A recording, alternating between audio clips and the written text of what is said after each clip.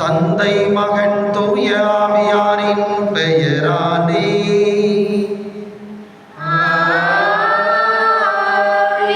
நம் ஆண்டவராகிய இயேசு கிறிஸ்துவின் அருளும் கடவுளின் அன்பும் தூய ஆவியாரின் நட்புறவும் உங்கள் அனைவரோடும் இருப்பதாக.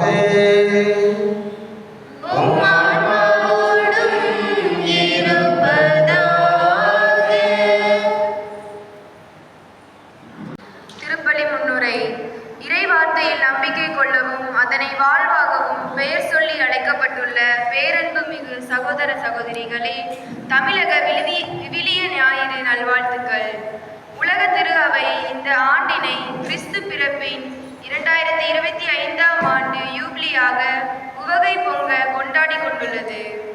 இந்த மகிழ்ச்சி நிறை ஆண்டில் தமிழக திரு அவை இன்று விவிலிய ஞாயிறு எழுச்சியுடன் கொண்டாடுகின்றது.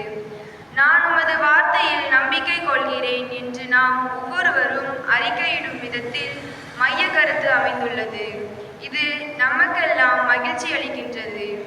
ஆண்டாண்டுதோறும் நாளுக்கு நாள் வளர்ந்து வரும் இறைவாக்கு வாசிப்பில் பல சவால்களுக்கு மத்தியில் இறைவார்த்தையை வாழ்வாக மேற்கொள்ளவும் முயற்சிகள் எல்லாமே வியப்புக்குரிய விதத்தில் வளர்ந்துள்ளன என்றால் அது மிகையானது.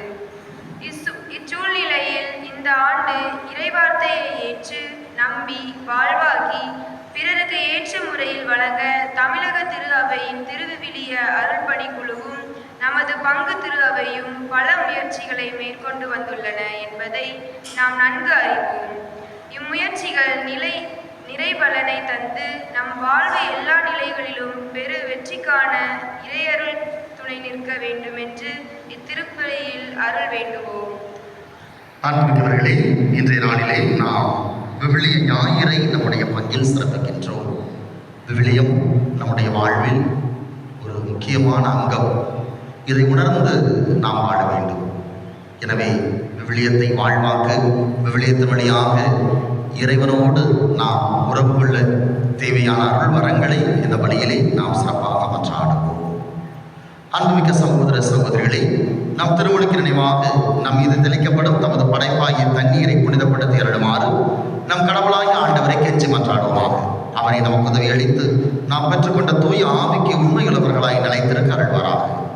என்றென்றும் உள்ள எல்லாம் வல்ல இறைவா, வாழ்வின் ஊற்றும் தூய்மையின் தொடக்கமான தண்ணீரின் வழியாக மக்கள் புனிதமடைந்து நிலை வாழ்வின் படையை பெற வேண்டும் என்று திருவிழமானே, இத்தண்ணீரை புனிதப்படுத்தி அருள உம்மை வேண்டுகிறோம். ஆண்டவரை, உமது நாளாகி இன்று உமது அருள் காவலை பெற விரும்புகிறோம். வாழ்வெளிக்கு உமது அருளின் ஊற்றினை எம்மில் புதுப்பித்தருளும். இத்தண்ணீரினால் எங்கள் உள்ளத்தையும் உடலையும் தீமை அனைத்திலிருந்தும் காத்தருள்வீராக. இவ்வாறு நாங்கள் தூய இதயத்துடன் நம்மை அணுகி வரவும் உமது மீட்பை பெற்றுக்கொள்ளவும் தகுதி விரும்புமாக எங்கள் ஆண்டவராகிய கிறிஸ்து வழியாக உம்மை மன்றாடுகிறோம். எல்லாம் வல்ல இறைவா, தண்ணீர் வளம் பெற அதில் ஒப்பிட வேண்டும் என்ற இறைவாக்கினர் எலிசா வழியாக கற்பித்தீர். உமது படைப்பு பொருளாகிய இந்த உப்பை பரிவிறக்கத்துடன் புனிதப்படுத்தி அருள உம்மை தாழ்மையுடன் வேண்டுகிறோம். ஆண்டவரே, உப்பு கலந்த தண்ணீர் தெளிக்கப்படும் இடமெல்லாம் தீயோனி தாக்குதல் அனைத்தும் தோல்வியுறச் செய்வீராக. உம் தூய ஆவியாருடன் இருந்து எங்களை இடையறாது காத்தருள்வாராக. எங்கள் ஆண்டவராகிய கிறிஸ்து வழியாக உம்மை மன்றாடுகிறோம்.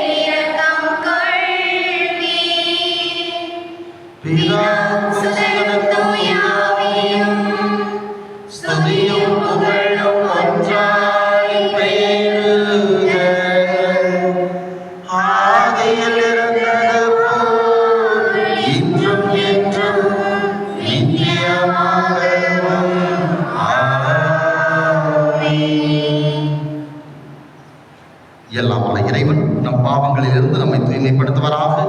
இந்த நற்கரணை கொண்டாட்டத்தின் வழியாக அவர் தம்முடைய ஆட்சியின் விருந்தில் நம்மை தகுதி பெறச் செய்வாராக.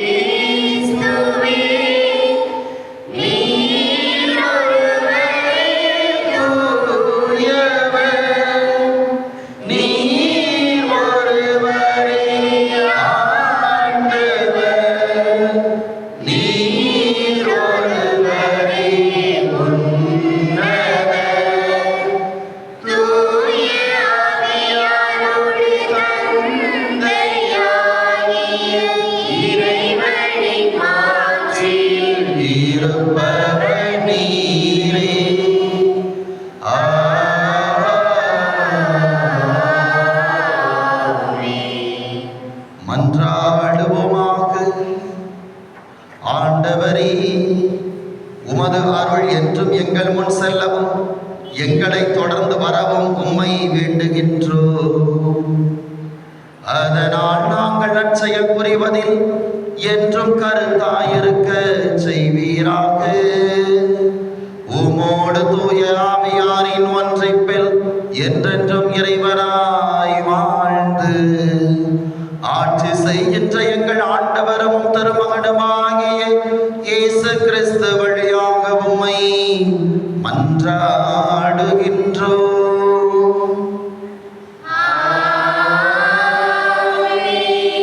அனைவரும் அப்படியே நிற்போம். இப்பொழுது இறைவார்த்தை நாம் பவனியேற்றுகிறோம். இறைவார்த்தைக்கு அஞ்சல் செலுத்தி இறைவார்த்தையை நாம் அரியணையில் ஏற்றுகின்ற இந்த நிகழ்வை நாம் செய்கின்றோம். மறைக்கல்வி மாணாக்கர்கள் இறைவார்த்தை நூலை எடுத்து வந்து இங்கு அஞ்சலி செலுத்துவார்கள்.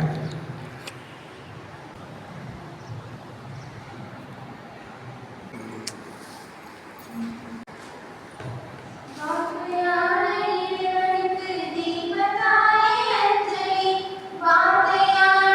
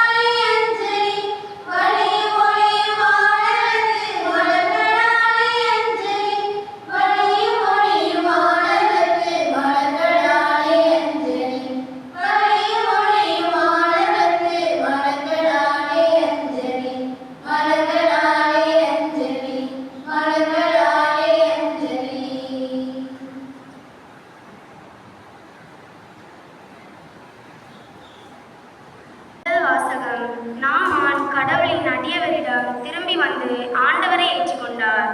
அரசர்கள் 2ஆம் நூலிலிருந்து வாசகம். அதிகாரம் 5, இறைவசனங்கள் 14 முதல் 17 முடிய. அந்நாட்களில் நாமான் புறப்பட்டு சென்று கடவுளின் அடியவரது வாக்கிற்கிணங்க யோர்தானின் 7 முறை மூழ்கி எழ அவர் நலமடைந்தார். அவரது உடல் சிறு பிள்ளையின் உடலைப் போல் மாறினது. பின்பு அவர் தம் பரிவாரம் அனைத்துடன் கடவுளின் அடியவரிடம் திரும்பி வந்து, இஸ்ரேலை தவிர வேறு எந்த நாட்டிலும் கடவுள் இல்லை என இப்போது உறுதியாக அறிந்து கொண்டேன். இதோ அடியான், எனது அன்பளிப்பை ஏற்றுக்கொள்ளும் என்றார். அதற்கு எலிசா, நான் பணியும் வாழும் ஆண்டவர் மேல் ஆணை, நான் எதையும் ஏற்றுக்கொள்ளேன் என்றார். நாமான் எவ்வளவோ வற்புறுத்தியும் அவர் ஏற்றுக்கொள்ளவில்லை.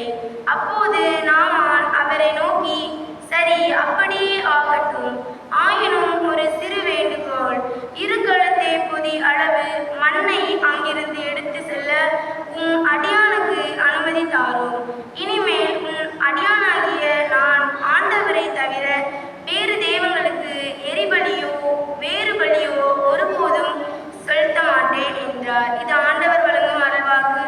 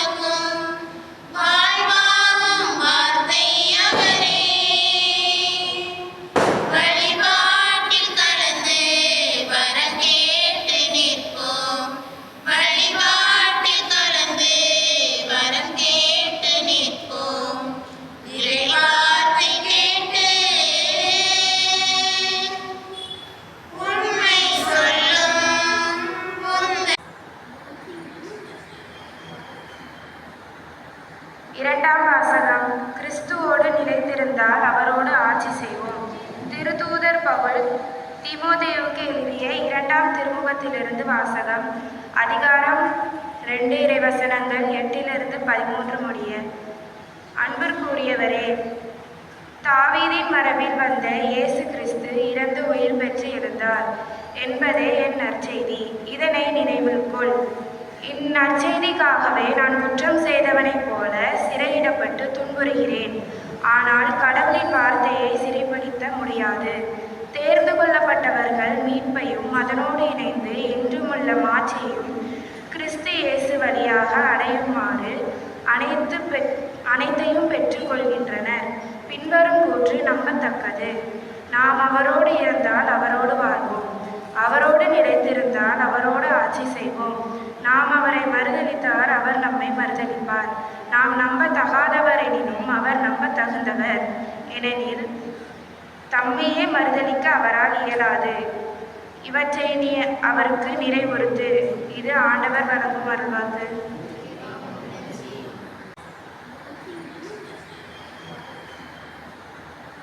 இரண்டாம் வாசகம். கிறிஸ்துவோடு நிலைத்திருந்தால் அவரோடு ஆட்சி செய்வோம்.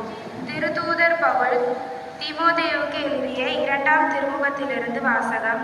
அதிகாரம் 2, இறைவசனங்கள் 8 - 13 முடிய. அன்பிற்குரியவரே, தாவீதின் மரபில் வந்த இயேசு கிறிஸ்து இறந்து உயிர் பெற்று எழுந்தார் என்பதே என் நற்செய்தி. இதனை நினைவில் கொள். இந்நற்செய்திக்காகவே நான் குற்றம் செய்தவனைப் போல சிறையிடப்பட்டு துன்புறுகிறேன். ஆனால் கடவுளின் வார்த்தையை சிறைப்பிடிக்க முடியாது. தேர்ந்து கொள்ளப்பட்டவர்கள் மீட்பையும் அதனோடு இணைந்து என்றுமுள்ள மாட்சியையும் கிறிஸ்து இயேசு வழியாக அடையுமாறு அனைத்தையும் பெற்றுக்கொள்கின்றனர். பின்வரும் கூற்று நம்பத்தக்கது. நாம் அவரோடு இருந்தால் அவரோடு வாழ்வோம், அவரோடு நிலைத்திருந்தால் அவரோடு ஆட்சி செய்வோம். நாம் அவரை மறுதலித்தால் அவர் நம்மை மறுதலிப்பார். நாம் நம்பத்தகாதவரெனினும் அவர் நம்பத்தகுந்தவர், ஏனெனில் தம்மையே மறுதலிக்க அவரால் இயலாது. இவற்றை நீ அவருக்கு நிறைவுறுத்து. இது ஆண்டவர் வழங்கும் அருள்வாக்கு.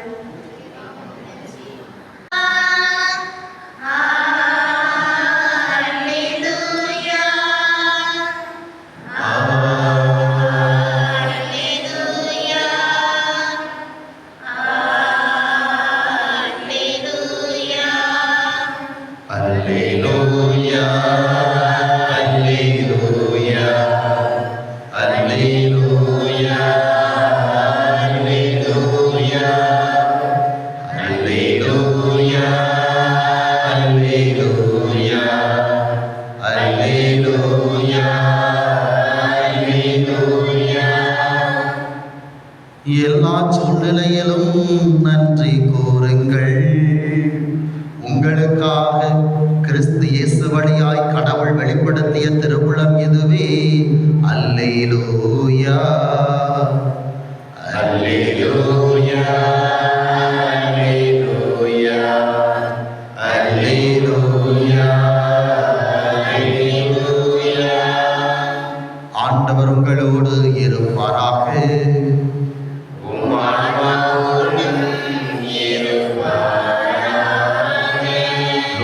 எழுதிய தூய நற்செய்தியிலிருந்து வாசகம்.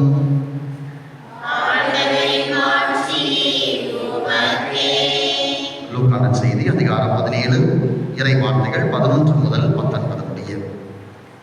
அக்காலத்தில் இயேசு எருசலேமுக்கு போய்க் கொண்டிருந்த போது கலிலேய சமாரிய பகுதிகள் வழியாக சென்றார். ஒரு ஊருக்குள் வந்த பொழுது 10 தொழுநோயாளர்கள் அவருக்கு எதிர்கொண்டு வந்து தூரத்தில் நின்று கொண்டே, ஐயா, இயேசுவே, எங்களுக்கு இறங்கும் என்று உரக்க குரல் எழுப்பி வேண்டினார்கள்.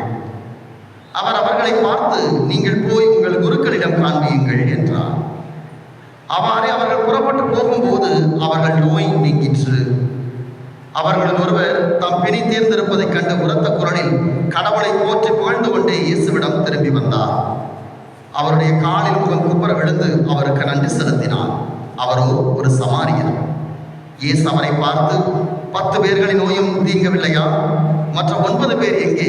கடவுளை போற்றி புகழ அந்நியராகிய உம்மை தவிர வேறு எவரும் திரும்பி வர காணோமே என்றார். பின்பு அவரிடம், எழுந்து செல்லும், உமது நம்பிக்கை உமக்கு நலமளித்தது என்றார். ஆண்டவரின் அருள்வாக்கு.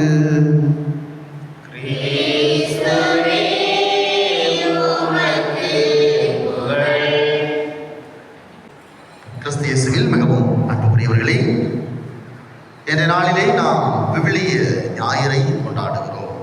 யாரெல்லாம் விவிலியை கொண்டு வந்திருக்காங்க? கை தூக்க பார்ப்போம். விவிலியை கொண்டு வந்திருக்கிறவங்க வெற்றி. மறைக்கல்வி மாணாக்கர்கள் யாரெல்லாம் விவிலியை கொண்டு வந்திருக்கிறீங்க? கை தூக்கு. விவிலியம் கொண்டு வந்தவங்களுக்கெல்லாம் ஒரு பரிசு கொடுக்கப்படும். சரியா? அருமை. அன்புக்குரியவர்களே, இன்று விவிலிய ஞாயிறை கொண்டாடுகிறோம். செப்டம்பர் மாதம் 28ஆம் தேதி விவிலிய ஞாயிறு கொண்டாடப்பட்டது. அன்றைய நாளிலே நம்முடைய பங்கிலே திருவிழா நடந்து கொண்டிருந்ததால் இந்த நாளிலே நாம் விவிலிய ஞாயிறை சிறப்பித்துக் கொண்டிருக்கிறோம். ஒவ்வொரு ஆண்டுமே திருச்சபை நமக்கு விவிலிய மாதத்தை, விவிலிய ஞாயிறை கொடுத்திருக்கிறது. ஏன்னா விவிலியம் நம்முடைய கிறிஸ்தவர்களுக்கு அதுதான் அடிப்படை. நம்முடைய கிறிஸ்தவ வாழ்வுக்கான அடிப்படை விவிலியம்தான். எனவே சிறப்பாக ஒவ்வொரு ஆண்டுமே விவிலியத்தை பற்றி நாம் அதிகமாக சிந்திக்க வேண்டும், அதனை வாழ்வாக்க வேண்டும் என்பதற்காக இந்த விவிலிய ஞாயிறு கொடுக்கப்பட்டிருக்கிறது. விவிலியத்தை பற்றி அறிவு நமக்கு இருக்க வேண்டும். விவிலியத்தினுடைய ஆற்றல், அதன் முக்கியத்துவம் நாம் தெரிந்திருக்க வேண்டும்.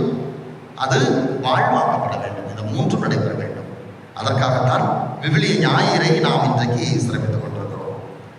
அன்புக்குரியவர்களே, மனிதன் இன்னொரு மனிதனோடு தொடர்பு கொள்வதற்கு அல்லது ஒரு இடத்தில் நடக்கின்ற நிகழ்வுகளை தெரிந்து கொள்வதற்கு பல தகவல் தொடர்பு சாதனங்களை நாம் பயன்படுத்துகிறோம். அதுதானே? என்னெல்லாம் பயன்படுத்துகிறோம்? தகவல் தொடர்பு சாதனங்கள், ஃபோனு, கடிதம், தொலைக்காட்சி, வேற என்னென்ன பயன்படுத்துகிறோம்? அவ்வளோதானா? அதில் குறிப்பாக மற்றவர்களோடு தொடர்பு கொள்வதற்கு அலைபேசியில் பல செயலிகள் அப்படிதானே, வாட்ஸ்அப்பு, ஃபேஸ்புக்கு, இன்ஸ்டாகிராம், இப்படி பலவற்றை நாம் பயன்படுத்துகிறோம். இது எல்லாமே மனிதர்களை தொடர்பு கொள்வதற்கு நாம் பயன்படுத்தக்கூடிய ஒரு தகவல் தொடர்பு சாதனம். இந்த தகவல் தொடர்பு சாதனம் ஒரு நாளைக்கு செயலிழந்து போனால் நம்முடைய வாழ்க்கை எப்படி இருக்கும்? எனக்கு எத்தனை பேர் ஒரு நாள் நான் ஃபோனே இல்லாமல் நான் இருந்திருக்கிறேன் அப்படியவங்க இருக்கீங்க? பெரியவங்க கண்டிப்பாக இருந்திருப்பீங்க. இப்போ இருக்கிற தலைமுறைகள் ஃபோன் இல்லாமல் ஒரு நாளைக்கு நம்மளால் இருக்க முடியுமா? பெரிய கேள்விக்குறி. அதாவது நாம் ஒருத்தரை தொடர்பு கொள்வதற்காக அந்த எதுவுமே நம்மகிட்ட இல்லைன்னா மனிதன் ஒரு தனித்தீவு போல் ஆகிடும். நம்ம ஸ்டெர்லைட் பிரச்சனை வந்தப்ப அந்த படுகொலை நடந்த நேரத்தில் தூத்துக்குடி நகரம் முழுவதும் அவங்க சுற்றி இருக்கிற அத்துணை பகுதியுமே அனைத்துமே தகவல் தொடர்பு அத்துணையும் துண்டிக்கப்பட்டது. ஃபோனு, இன்டர்நெட்டு எல்லாமே, டிவி சேனல்ஸ் எல்லாமே துண்டிக்கப்பட்டது. அப்படி துண்டிக்கப்படுறப்ப என்ன நடக்குன்னே தெரியாது, நம்மளை சுற்றி என்ன நடந்து கொண்டிருக்கிறதுன்னு தெரியாது, யாரையும் தொடர்பு கொள்ள முடியாது. அப்படிப்பட்ட ஒரு நிலை. அப்ப இந்த தகவல் தொடர்பு சாதனம் இல்லைன்னா நம்மால இன்னொருவரை தொடர்பு கொள்ள முடியாது. அப்ப அதே போலதான் கடவுள் நம்மை தொடர்பு கொள்வதற்கு, நம்மோடு தொடர்பை ஏற்படுத்திக் கொள்வதற்கு கடவுள் கொடுத்திருக்கிற தகவல் தொடர்பு சாதனம் தான் என்னது விவிலியம் தானே. கடவுள் நம்மோடு தொடர்பு கொள்வதற்காக அவர் கொடுத்திருக்கிற சாதனம் தான் இந்த விவிலியம். இப்ப இந்த விவிலியத்தை எப்படி நான் போனை பயன்படுத்தலைன்னா என்னால யாரையும் தொடர்பு கொள்ள முடியாதோ, அல்லது சிக்னல் கிடைக்கலன்னா என்ன சொல்லும் போன் அடிக்கிறப்ப? நாட் ரீச்சபிள் தானே. அதே போல நான் விவிலியத்தை பயன்படுத்தலைன்னா கடவுள் எனக்கு என்ன ஆயிடுவார்? நாட் ரீச்சபிள் ஆயிடுவார். சரியா? இதை நாம தெளிவுபடுத்திக்கணும். விவிலியத்தை நான் பயன்படுத்தவில்லை என்றால், விவிலியத்தை வாசிக்கவில்லை என்றால் கடவுளுமே எனக்கு தொடர்பு எல்லைக்கு அப்பால் உள்ளவராக மாறி போய்விடுவார். அப்போ கடவுள் என்னோடு தொடர்பில் இருப்பதற்காக கொடுத்திருக்கிற இந்த விவிலியம் என்கிற இறை வார்த்தையை நான் தகவல் தொடர்பு சாதனமாக பயன்படுத்துகிற வரை கடவுள் என்னோடு தொடர்பில் இருப்பார், தொடர்பு எல்லைக்கு உள்ளே இருப்பார். நான் எப்போ அதை பயன்படுத்த தவறுகிறேனோ, அல்லது ஆர்வம் இல்லாமல் இருக்கிறேனோ, அல்லது அதை வாசிக்காமல் இருக்கிறேனோ, அப்போது கடவுள் என்னை விட்டு தகவல் தொடர்பு எல்லைக்கு வெளியே நாட் ரீச்சபிளா ஆண்டவர் மாறி போய்விடுவார். அப்போ இன்றைக்கு நம்ம கையில தான் இருக்கு. கடவுள் எனக்கு ரீச்சபிளா இருக்கணுமா, நாட் ரீச்சபிளா இருக்கணுமா அப்படிங்கிறது. அப்போ இதை இன்றைக்கு விவிலிய ஞாயிறு நமக்கு தெளிவுபடுத்தக்கூடியதாக இருக்கிறது. அப்போ கடவுள் எனக்கு தொடர்பில் இருக்க வேண்டும் என்றால், கடவுளோடு நான் தொடர்பில் இருக்க வேண்டும் என்றால் அடிப்படையில் இந்த விவிலியத்தை பற்றிய அறிவு இருக்க வேண்டும், ஆர்வம் இருக்க வேண்டும். இன்னைக்கு போன், அதுதான் நம்ம தகவல் தொடர்பு பயன்படுத்துறோம். அந்த போனை பற்றி தெரியாதவங்க யாராவது நம்ம சின்ன பிள்ளைங்க இருக்கிறாங்களா? எல்லாருக்குமே பயன்படுத்த. சலினா போனை யூஸ் பண்ணியா? தெரியும். யாராவது சின்ன பொடுசு முதற்கொண்டு போன் யூஸ் பண்ண தெரியாதவங்க இருக்காங்களா? கண்டிப்பா கிடையாது. ஏன்னா அதுல ஆர்வம் இருக்கு. அந்த ஆர்வத்துல போன் எடுத்து நோன்றப்ப அதை பற்றி தெரிந்து கொள்ள ஆரம்பிக்கிறார்கள். எப்படி பயன்படுத்தணும் எல்லாமே தெரிய ஆரம்பிக்குது. அதை பற்றி அறிவு வந்துடுது. அப்போ இன்றைக்கு கடவுள் கொடுத்திருக்கிற தகவல் தொடர்பு சாதனமாகிய விவிலியத்தை பற்றிய அறிவு எனக்கு இன்றைக்கு இருக்கிறதா? அது இன்றைக்கு ஒரு பெரிய கேள்வியாக இருக்கிறது. அப்போ இன்றைக்கு அடிப்படையான அறிவு நமக்கு வேண்டும். அப்போ அந்த அடிப்படையான அறிவை இன்றைக்கு பெற்றுக்கொள்ள இந்த விவிலிய ஞாயிறு நமக்கு அழைப்பு கொடுக்கிறது. அடிப்படையில் விவிலியத்தை எழுதியது யார்? விவிலியத்துடைய ஆசிரியர் யார்? விவிலியத்துடைய ஆசிரியர் யார்? சொல்லுங்க, யாரு? சத்தம் வர மாட்டேங்க. கடவுள் தானே. விவிலியத்தினுடைய ஆசிரியர் கடவுள். துணை ஆசிரியர்கள் யார்? யாரு? கேட்கல, சத்தமா சொல்லுங்க. சரியா தப்போ? சத்தமா சொல்லுங்க. சீடர்களா? யார் சொன்னோம்? எழுதினோம். அந்தந்த நூல்களை எழுதியவர்கள் விவிலியத்தினுடைய துணை ஆசிரியர்கள். இதை ரொம்ப தெளிவாக பேதுரு தன்னுடைய திருமுகத்தில் எடுத்து சொல்லுகிறார். யாராவது எடுத்து வாசிங்க. 2 பேதுரு 1:21. 2 பேதுரு 1:21. நிறைய வரிசையை வாசிக்க சொல்லுங்க, ஒவ்வொருத்தரும் ஒவ்வொன்று வாசிக்கணும். சரியா? விவிலியத்தை கையில் வச்சுக்க. இன்னைக்கு விவிலிய ஞாயிறு விவிலியத்தை புரட்டிக்கிட்டே தான் இருக்கும். தூய ஆவியால் ஆட்கொள்ளப்பட்ட மனிதர்கள் கடவுள் அருளியதை உரைத்ததே இறைவாக்கு. ரொம்ப தெளிவாக சொல்லுகிறார். அதுவே தூய ஆவியால் ஆட்கொள்ளப்பட்ட மனிதர்கள் கடவுளின் வார்த்தையை அருளியதே எழுதியதே இறைவாக்கு. அப்ப தூய ஆவி ஆண்டவர் அவர்களை உந்தி தள்ளுகிறார், தூண்டுகிறார். கடவுளின் தூண்டுதலால் மனிதர்கள் எழுதுகிறார்கள். எனவே கடவுள் ஆசிரியராக இருக்கிறார், அதை எழுதியவர்கள் துணை ஆசிரியர்களாக இருக்கிறார்கள்.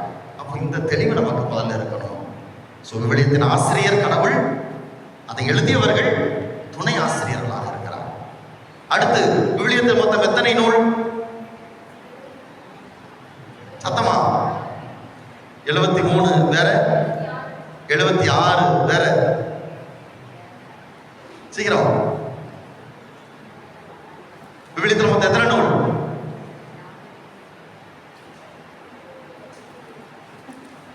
போன்ல இருந்து கேட்டா நிறைய பதில் அப்படிதானா? 47. அவ்வளவுதான் நம்முடைய அறிவு பத்திலாம். விவிலியத்தை பற்றிய அறிவு நமக்கு அவ்வளவுதான். நான் ஒரு கிறிஸ்தவன், நான் ஒரு கத்தோலிக்கன், எனக்கான அடிப்படை விவிலியம். அதுல எத்தனை புத்தகம் இருக்குன்னு கூட தெரியலன்னா, நான் ஓப்பனா சொல்லணும்னா நான் கிறிஸ்தவனா இருக்க தகுதியே கிடையாது. 73 நூல்கள் இருக்கிறது. சரியா? முதல்ல சரியா சொல்லலாம், அழுத்தி கேட்டது காரணம் இதுதான், தெளிவா தெரியணும். 73 நூல்கள் இருக்கிறது. பழைய ஏற்பாடு எத்தனை? 46. புதிய ஏற்பாடு 27. மறைக்கல்வி மாணாக்கர்கள் உங்களுக்கு இதெல்லாம் கற்றுக் கொடுக்கப்படுதா இல்லையா? இதெல்லாம் அடிப்படை அறிவு. இந்த அடிப்படை அறிவு கிறிஸ்தவர்களுக்கு கண்டிப்பா இருக்கும். 46 நூல்கள் பழைய ஏற்பாடு, புதிய ஏற்பாடு 27 நூல்கள். இந்த 46, 27 இரண்டுமே பழைய ஏற்பாடு புதிய ஏற்பாடு ஏன் அழைக்கப்படுகிறது என்றால், பழைய ஏற்பாடு பழைய உடன்படிக்கை, கடவுள் இஸ்ராயல் மக்களோடு செய்து கொண்ட உடன்படிக்கை. நான் உங்கள் கடவுளாய் இருப்பேன், நீங்கள் என் மக்களாய் இருப்பீர்கள். என் கட்டளைகளை கடைபிடிக்கிற போது நான் உங்கள் கடவுளாய் இருப்பேன் என்று கடவுள் இஸ்ராயல் மக்களோடு உடன்படிக்கை செய்து கொள்கிறார். இந்த உடன்படிக்கை தான் பழைய ஏற்பாடு, பழைய உடன்படிக்கை. தன் மகன் கிறிஸ்துவை இந்த உலகத்திற்கு தந்த பின்னர் அவர் வழியாக மீண்டும் கடவுள் அனைத்து மக்களோடும் உடன்படிக்கை செய்து கொள்கிறார். எனவேதான் இயேசு புதிய உடன்படிக்கை நான் உங்களுக்கு தருகிறேன் என்று தன்னுடைய இரா உணவிலே அவர் கொடுப்பார். ஆக புதிய உடன்படிக்கை தான் புதிய ஏற்பாடு. அப்ப இந்த தெளிவு நமக்கு இருக்கணும். அப்ப இந்த நூல்கள் மிகச் சிறப்பாக பகுக்கப்பட்டுள்ளது. எப்படி பகுக்கப்பட்டுள்ளது? வரலாற்று நூல்கள். பழைய ஏற்பாடு எடுத்துக்கிட்டோம்னா 3 பகுதியாக தரப்படுகிறது. ஒன்று வரலாற்று நூல்கள், இரண்டாவது இலக்கிய நூல்கள், மூன்றாவது இறைவாக்கு நூல்கள். வரலாற்று நூல்கள்னா இஸ்ராயல் மக்களுடைய வரலாறு, கடவுள் அவர்களை அழைத்தது, அவர்கள் அடிமைகளாக போனது, மீண்டும் மீண்டு வந்தது, கடவுள் அவர்களை வழிநடத்தியது. இந்த வரலாறு எல்லாமே வரலாற்று நூல்களாக கொடுக்கப்படுகிறது. இரண்டாவது இலக்கிய நூல்கள் என்று எடுத்துக்கொண்டோம் என்றால், கடவுளை பற்றிய புகழ் பாடல்கள் பாடப்பட்டது. திருப்பாடல் அது ஒரு இலக்கிய நூல். சாலமோனின் ஞானம் ஒரு இலக்கிய நூல். இப்படி இலக்கிய நூல்கள் தரப்பட்டிருக்கிறது. மூன்றாவது இறைவாக்கு நூல்கள். இறைவாக்கினர்கள் இஸ்ராயல் மக்களுக்கு, பிற இனத்து மக்களுக்கு இறைவாக்காக உரைத்தது. எசாயா புத்தகம் அல்லது எரேமியா புத்தகம், ஓசேயா புத்தகம், ஆமோஸ் புத்தகம், இது எல்லாமே இறைவாக்கு நூல்கள். அப்ப பழைய ஏற்பாடு இந்த 3 பகுதிகளாக பிரிக்கப்பட்டிருக்கிறது. 46 நூல்களும். புதிய ஏற்பாட்டை எடுத்துக்கொண்டோம் என்றால் அது முதல் பகுதி நற்செய்தி நூல்கள். எத்தனை நற்செய்தி நூல்கள்? வெற்றி 4. அடுத்ததாக தொடக்க கால திருச்சபையினுடைய வரலாறு. எந்த நூல்? திருத்தூதர் பணி. தொடக்க கால திருச்சபை வரலாறு திருத்தூதர் பணியில் கொடுக்கப்படுகிறது. அதற்கு பின்னர் திருமுகங்கள், 21 திருமுகங்கள் அதற்கு பிறகு இருக்கிறது. திருமுகங்கள்னா என்ன அர்த்தம்? திருமுகம்னா என்ன அர்த்தம்? வாசிக்கிறீங்க இல்லையா? பவுலடியார் கொலைசியருக்கு எழுதிய திருமுகம், திமோத்தேயுக்கு எழுதிய திருமுகம் அப்படின்னு என்ன அர்த்தம்? மடல், அவ்வளவுதான், கடிதம். ஒரு குறிப்பிட்ட மக்களுக்கு, கொரிந்து நகர் மக்களுக்கு, ரோமை நகர் மக்களுக்கு, இப்படி குறிப்பிட்ட மக்களுக்கு எழுதப்பட்டிருக்கும், அல்லது குறிப்பிட்ட நபர்களுக்கு. இன்னைக்கு யாருக்கு எழுதப்பட்ட திருமுக வாஸ்தவம்? 2ஆம் வாசகம் என்ன? யாருக்கு எழுதிய திருமுகம்? திமோத்தி, ஒரு தனி மனிதர், அவருடைய சீடர், பவுலுடைய சீடர். இப்படி ஒரு குறிப்பிட்ட மொத்த மக்களுக்கு அல்லது குறிப்பிட்ட நபர்களுக்கு எழுதப்பட்டது திருமுகங்கள். அது 21 திருமுகம். பவுலடியார் எழுதிய திருமுகம், அடுத்து பேதுரு எழுதிய திருமுகம், யாக்கோபு எழுதிய திருமுகம், யோவான் எழுதிய திருமுகம், இது எல்லாமே யூதா எழுதிய திருமுகம். இது எல்லாமே திருமுகங்கள். கடைசியாக கடைசி நூல் விவிலியத்தில் திருவெளிப்பாடு, அப்படிதானே? திருவெளிப்பாட்டு நூல் யோவான் தான் கண்ட காட்சிகளை நூலாக எழுதி தந்திருக்கிறார். அப்ப இப்படித்தான் விவிலியம் வடிவமைக்கப்பட்டிருக்கிறது. பழைய ஏற்பாடு, புதிய ஏற்பாடு 46, 27, மொத்தம் 73. பழைய ஏற்பாடு பல்வேறு பகுதிகள், அதே போல் புதிய ஏற்பாடு பல்வேறு பகுதிகளாக பிரிக்கப்பட்டிருக்கிறது. அப்ப இந்த விவிலியத்துல தவறுகள் இருக்கிறதா? தப்பு இருக்குதா? சொல்லுங்க. விவிலியத்துல தப்பு இருக்கா இல்லையா? இவர் என்ன சொன்னாலும் மாத்தி சொல்லுவார் அப்படிங்கிற மாதிரி தான் இருக்கு. நீங்க பாக்குறது தவறு இருக்கா இல்லையா? இருக்குன்னா இருக்குன்னுங்க, இல்லைன்னா உங்களுக்கு தெரிஞ்சதை சொல்லுங்க. நீங்க இது வரைக்கும் பார்த்ததை வச்சு சொல்லுங்க. இருக்கா இல்லையா? இருக்கு. எங்க இருக்குது? இருக்குன்னா எங்க இருக்குது? எது? தவறுகள் இருக்கிறது. சரியா? விவிலியத்தில் தவறுகள் இருக்கிறது. தவறுகள்னா ஆண்டுகள் தவறாக குறிக்கப்பட்டிருக்கிறது. பெயர்கள், அரசர்களது பெயர்கள் தவறாக குறிக்கப்பட்டிருக்கிறது. அது எல்லாம் இப்போ வரலாற்றை திருப்பி பார்க்கிற போது இந்த ஆண்டில் இந்த அரசர் என்று கொடுக்கப்பட்டிருக்கும். அதை நாம் வரலாற்றை சரியாக எடுத்து பார்க்கிற போது அந்த ஆண்டில் வேறொரு அரசரது பெயர்.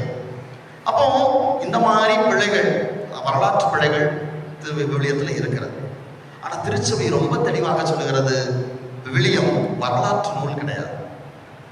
விவிலியம் வரலாற்று நூல் கிடையாது. வரலாறு தவறாக இருக்கிறது என்று நாம் பார்ப்பதற்கு மாறாக விவிலியம் மீட்பினுடையது. இது உலக வரலாற்று நூல் அல்ல, மாறாக மீட்பின் வரலாற்றை நமக்கு தருகின்ற நூல். அப்போ மீட்பின் வரலாற்றில் விவிலியத்தில் ஒரு தவறு கூட கிடையாது. கடவுள் இந்த உலகை மீட்பதற்காக தொடக்கத்தில் இருந்து, இந்த உலகை படைத்ததிலிருந்து தருகின்ற அந்த மீட்பின் வரலாற்றிலே எந்த பிழையும் கிடையாது. உலக வரலாற்றில் பிழை இருக்கலாம், ஆனால் மீட்பின் வரலாற்றில் எந்த பிழையும் கிடையாது. அப்ப இந்த நூல் எனக்கு கொடுக்கப்பட்டிருப்பது இந்த உலக வரலாற்றை அறிந்து கொள்வதற்காக அல்ல, மாறாக நான் மீட்கப்பட வேண்டும் என்பதற்காக தரப்பட்டிருக்கிறது. என்னுடைய மீட்புக்காக விவிலியம் தரப்பட்டிருக்கிறது. அப்போ இந்த விவிலியத்தை நான் வாசிக்கிற போது, வாழ்வாக்குகிற போது நான் மீட்பை பெற்றுக் கொள்கிறேன். அதற்காகத்தான் விவிலியம் தரப்பட்டிருக்கிறது. அப்ப இதுதான் அடிப்படையான விவிலிய அறிவு. இரண்டாவது, விவிலியத்தை, அதனுடைய முக்கியத்துவத்தை, அதனுடைய இயல்பை நாம் கண்டிப்பாக அறிந்து கொள்ள வேண்டும். யாராவது ஒருத்தர் எடுத்து வாசிங்க.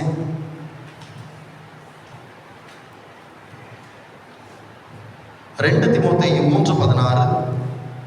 2 தீமோத்தேயு 3:16.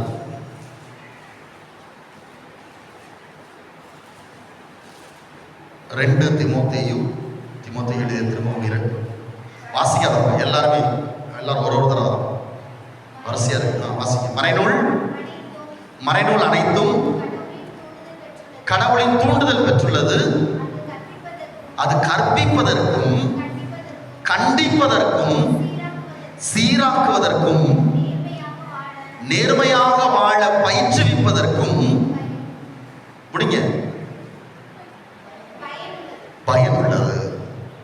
மறைநூல் அனைத்தும், இதெல்லாம் நமக்கு விவிலியத்தை பற்றிய உள்ளத்துல ஆழம் பதிக்க வேண்டிய, விவிலியம் என்ன செய்யுதுங்கிறத ரொம்ப தெளிவாக கொடுக்கப்பட்டுள்ளது. மறைநூல் அனைத்தும் கடவுளின் தூண்டுதல் பெற்றிருக்கிறது. அது கற்பிப்பதற்கும், அது எனக்கு கற்றுக் கொடுக்கிறது, நீ எப்படி இருக்கணும் அப்படிங்கிறத கற்றுக் கொடுக்கிறது. அது கண்டிப்பதற்கும், நான் தப்பு செய்யறப்ப இது தப்பு, இது பாவம், இதை செய்யாதே அப்படின்னு கண்டிக்கிறது விவிலியம், இறை வார்த்தை. அது என்னை சீராக்குவதற்கும், என்னுடைய வாழ்க்கையை சீராக வாழ்வதற்கும், நேர்மையாக வாழ பயிற்றுவிப்பதற்கும், நான் நேர்மையாக எப்படி வாழ வேண்டுங்கிற எனக்கு அந்த பயிற்சியை கொடுப்பதற்கும் மறைநூல் பயன்படுகிறது. அதுதான் மறைநூலுடைய இயல்பு. ஸோ மறைநூலுங்கிறது ஏதோ வெறும் அதிசயங்கள் செய்யக்கூடியது மட்டும் கிடையாது. அது எனக்கு கற்றுக் கொடுக்கிறது, என்னை கண்டிக்கிறது, நான் நேர்மையாக வாழ்வதற்கான பயிற்சியை கொடுக்கிறது, என் வாழ்க்கையை சீராக்கும். அப்போ இத்தனை இயல்புகளை கொண்டதுதான் மறைநூல். இதனுடைய ஆற்றலை நிறைய பேர் இறை வார்த்தையில் மீண்டும் மீண்டும் எடுத்து சொல்லுகிறார்கள். இன்னொருவர் வாசிங்க, எபிரேயருக்கு எழுதிய திருமுகம் 4:12. எபிரேயருக்கு நான் சொல்றேன், ஒவ்வொருத்தரும் ஒன்று எடுத்துக்கங்க. ஒருத்தர் எபிரேயருக்கு எழுதிய திருமுகம் 4:12, இன்னொருவர் யோவான் நற்செய்தி 6:63. எது? எபிரேயருக்கு எழுதிய திருமுகம் 4:12. கடவுளுடைய வார்த்தை உயிர் உள்ளது, ஆற்றல் வாய்ந்தது, இரு பக்கமும் வெட்டக்கூடிய, எந்த வாளினும் கூர்மையானது. அதுதான் ரொம்ப முக்கியம். அது ஆற்றல் வாய்ந்தது, உயிர் உள்ளது, ரெண்டு பக்கமும் வெட்டும். நான் தப்பு செஞ்சா என்னைய திருப்பி அடிக்கும். இது யாரா இருந்தாலும் சரி, அத்தனை பேரும் கடவுளின் வார்த்தைக்கு முன்னால் சமம். அது இறைமக்களாக இருந்தாலும் சரி, குருவானவராக இருந்தாலும் சரி, அருட்சகோதரியாக இருந்தாலும் சரி, யாராக இருந்தாலும் சரி, இறை வார்த்தை அவர்கள் தவறுகிற போது அவர்களை கண்டிக்கும், அவர்களை கூர்மையாகும். அப்போ இத்தனை ஆற்றல் வாய்ந்தது கடவுளின் வார்த்தை. அடுத்து யாராவது எடுத்துட்டீங்களா? யோவான் 6:63. அடுத்து யாராவது ஒருவர் மத்தேயு 24:35 எடுத்து வச்சுக்கோங்க. வாழ்வு தருவது தூய ஆவியே.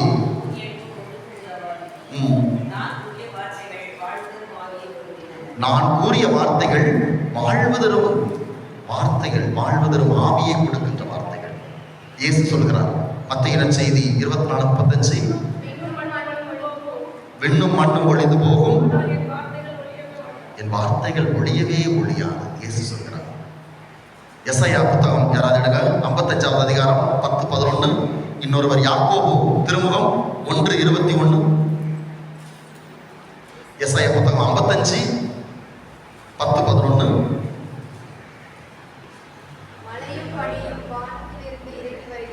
மழையும் பனியும் வானத்திலிருந்து இறங்கி வருகிறது.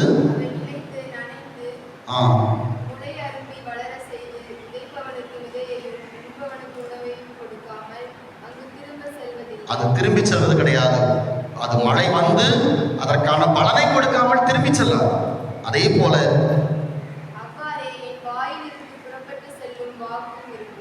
என் வாயிலிருந்து புறப்பட்டு செல்லும் வாக்கும் இருக்கும்.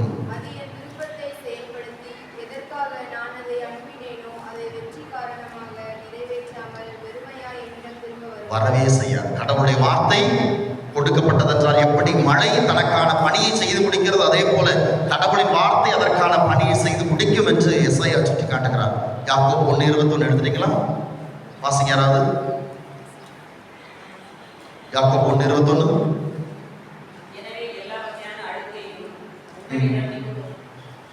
யாக்கோபு 1:21.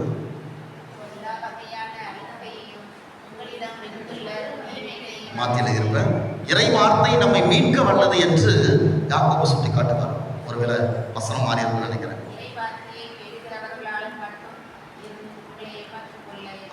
அது கடைசி நம்ம அதை வாசிப்போம். சரி, அந்த வார்த்தை வாசிப்போம். வெற்றி. அப்போ இறை வார்த்தை எடுத்து பார்க்கிற போது அத்துணை பேருமே இறை வார்த்தை எந்த அளவுக்கு நமக்கு ஆற்றல் மிக்கதாக இருக்கிறதுன்னு சொல்றோம். பலவருடைய வாழ்க்கையை புரட்டி போட்டது இறை வார்த்தை. சாதாரண மனிதர்களாக இருந்தவர்களை புனிதர்களாக மாற்றியது இறை வார்த்தை. பலவருடைய வார்த்தையை பார்க்கிறோம். அகுஸ்தினார் கேள்விப்பட்டிருக்கீங்களா? அகுஸ்தினார் ஒரு புனிதர். கேள்விப்பட்டிருக்கீங்களா? அகுஸ்தினார் ஒரு புனிதர். நாங்கள் குருக்கள் அகுஸ்தினாருடைய அவருடைய எழுத்துக்களை நாங்கள் படிக்காம சாமியார் குருக்களாக மாறவே முடியாது. அந்த அளவுக்கு அவர் மிகப்பெரிய இறையியல் வல்லுநர். ஆனால் அவருடைய வாழ்க்கை எடுத்து பார்த்தோம்னா அவ்வளவு பெரிய பாவியாக இருக்கும். உலகத்தில் இருக்கிற அத்தனை பாவத்தையும் செய்தது. திருமணத்திற்கு முன்னரே குழந்தை பெற்றுக் கொண்டது. இப்படி எல்லா பாவத்தையும் செய்தவர் ஒரு இறைவார்த்தை அவருடைய வாழ்க்கையை அப்படியே மாற்றி போடுகிறது. யாராவது அந்த இறைவார்த்தை மட்டும் எடுத்து வாசிங்க. ரோமையருக்கு எழுதிய திருமுகம் 13:12. ரோமையருக்கு எழுதிய திருமுகம் 13வது அதிகாரம் 12வது இறைவார்த்தை.